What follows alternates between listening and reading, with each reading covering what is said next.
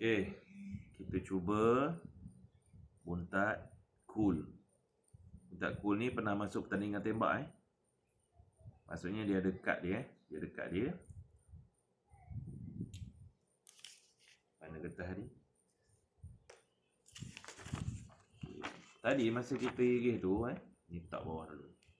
Masa kita irih tu kita rasa dia menyengat lah. Maksudnya dia dah menghiris kulit Okey, test lagi. Bismillah. Okey, mati sekali.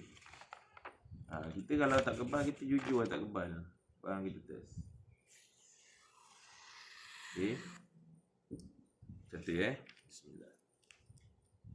Okey. Ni buntat cool.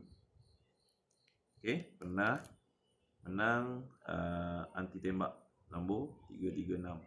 Okey. Bismillahirrahmanirrahim. Ya Allah. Jika ada kelebihan kebal umum pada dia, maka tunjukkan pada kita. Bismillahirrahmanirrahim.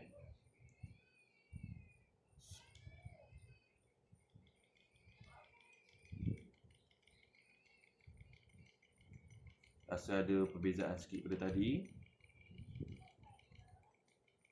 Bismillahirrahmanirrahim.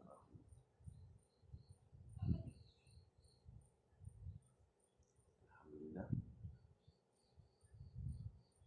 Condong sikit.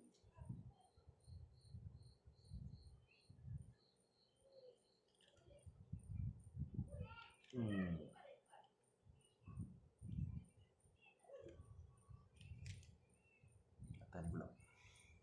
Bismillah.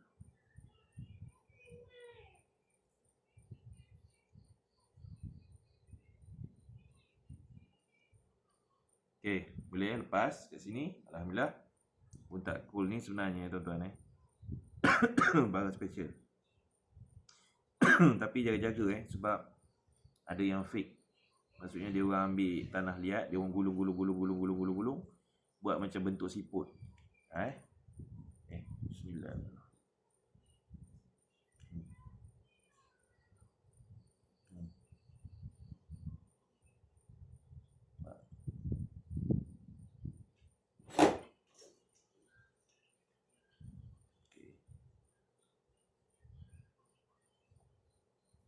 Nak cuba?